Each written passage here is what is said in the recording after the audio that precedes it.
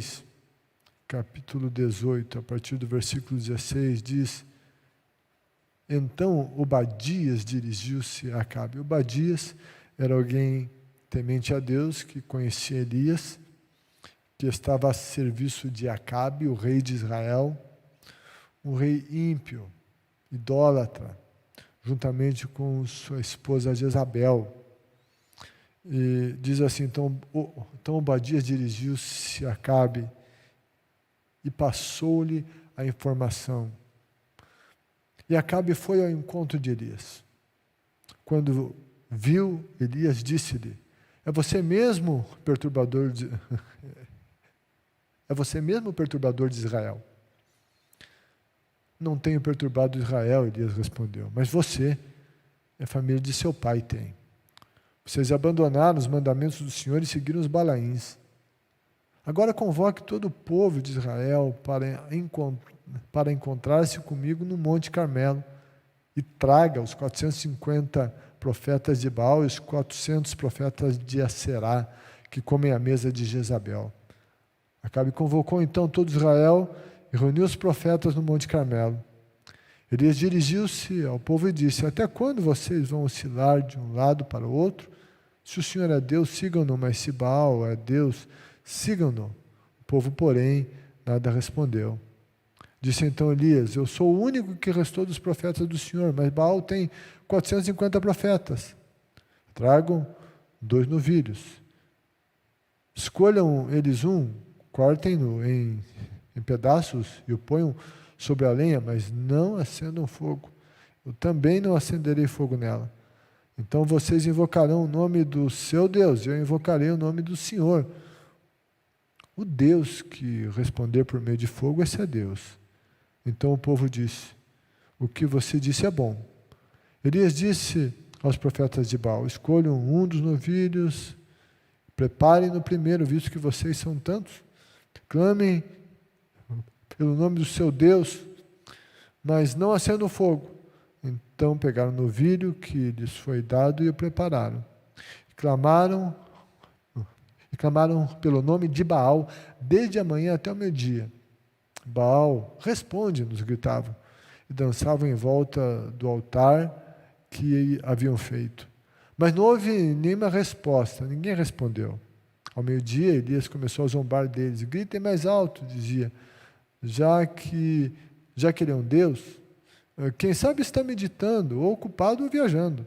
Talvez esteja dormindo e precise ser despertado. Então passaram a gritar ainda mais alto, a ferir-se com espadas e lanças, de acordo com o costume deles, até sangrarem. Passou no meio-dia, eles continuaram profetizando em transe, até a hora do sacrifício da tarde. Mas não houve resposta alguma. Ninguém respondeu, ninguém deu atenção. Então Elias disse a todo o povo: aproximem-se de mim. E aproximou-se. E Elias reparou o altar do Senhor, que estava em ruínas. Depois apanhou 12 pedras, uma para cada tribo dos descendentes de Jacó, a quem a palavra do Senhor tinha sido dirigida, dizendo-lhe: seu nome será Israel. Com as pedras construiu um altar em honra ao nome do Senhor e cavou ao redor do altar uma valeta na qual poderiam ser semeadas 2 medidas de sementes. Depois arrumou a lenha, cortou o novilho em pedaços e o pôs sobre a lenha. Então lhes disse: encham de água 4 jarras grandes e derramem-na sobre o holocausto e sobre a lenha. Façam-no novamente, disse. E eles o fizeram de novo. Façam-no pela terceira vez, ordenou. E eles o fizeram pela terceira vez. A água escorria no altar, chegando a encher a valeta. À hora do sacrifício, o profeta Elias colocou-se à frente do altar e orou: ó Senhor, Deus de Abraão, de Isaque e de Israel, que hoje fique conhecido que tu és Deus em Israel e que eu sou o teu servo e que fiz todas essas coisas por ordem tua. Responde-me, ó Senhor, responde-me para que esse povo saiba que tu, ó Senhor, és Deus e que fazes o coração deles voltar para ti. Então o fogo do Senhor caiu e queimou completamente o holocausto e a lenha, as pedras e o chão, e também secou totalmente a água na valeta. Quando o povo viu isso, todos caíram prostrados e gritaram: o Senhor é Deus, o Senhor é Deus. O lugar onde Deus responde, Ele envia a sua resposta, é o lugar onde o altar é restaurado e a unidade é construída. Eu diria a você que só dentro disso nós poderíamos falar várias vezes. Versículos número 30 e 31 desse capítulo 18 diz: então Elias disse a todo o povo: aproximem-se de mim. O povo aproximou-se, e Elias reparou o altar do Senhor que estava em ruínas. Depois apanhou 12 pedras, uma para cada tribo dos descendentes de Jacó, a quem a palavra do Senhor tinha sido dirigida, dizendo: seu nome será Israel. Fogo não tinha vindo ainda, resposta não tinha vindo, mas Elias tinha consciência de que o fogo não viria em qualquer lugar, que Deus não responderia manifestando a sua glória e o seu poder em qualquer lugar. Deus não se manifesta em todos os lugares. Deus é onipresente e Ele está em todos os lugares, mas Ele não se manifesta em todos os lugares. E Elias sabia disso. Ele tinha essa noção, que se ele queria a manifestação divina, ele precisava preparar o lugar para que essa manifestação acontecesse. Isso já vem acontecendo em todo esse processo aqui, e agora chega um momento chave. Tudo era uma preparação, vindo em uma construção, mas agora chega o momento que Elias vai agir. Os profetas de Baal tinham feito as suas cerimônias, os seus rituais, mas nada tinha acontecido. Agora é a vez de Elias, os olhos todos em cima dele. Os profetas de Baal, de Aserá, estavam lá. O povo de Israel estava lá à volta. E a Bíblia diz que Elias chamou o povo para que ele se aproximasse. E daí, a Bíblia diz algo muito significativo. Ele diz: Elias reparou o altar do Senhor que estava em ruínas. Em ruínas. O altar onde se oferecia sacrifícios ao Senhor estava em ruínas, abandonado, destruído. Talvez destruído pelos profetas de Baal e Aserá, destruído pelo povo, ou abandonado, destruído pelo tempo.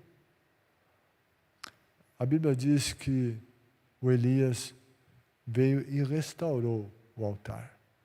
Altar é lugar de sacrifício, altar é lugar de culto.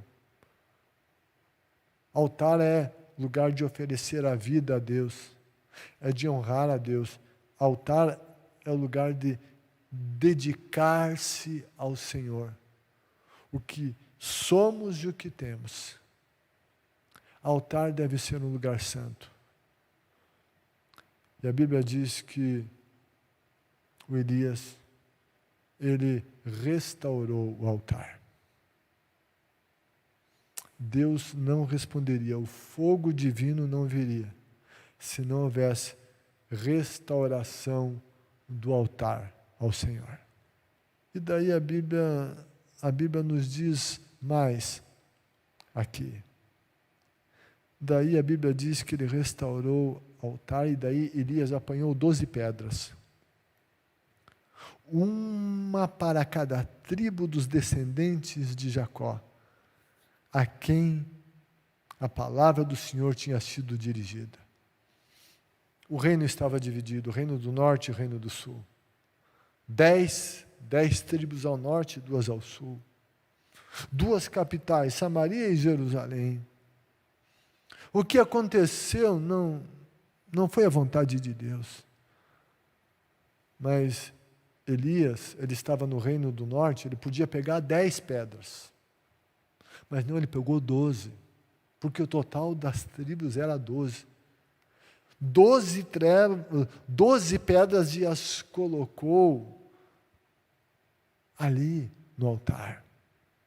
Isso foi um ato profético de Elias, apelando para a unidade do povo de Deus. Ele pegou as 12 pedras e as uniu.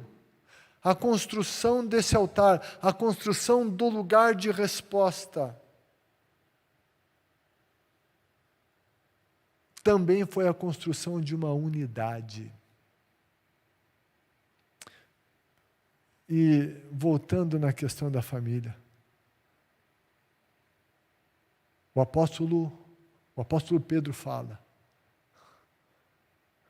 para que marido cuide da esposa e que haja cuidado nesse relacionamento, com o objetivo também de que as orações não sejam impedidas.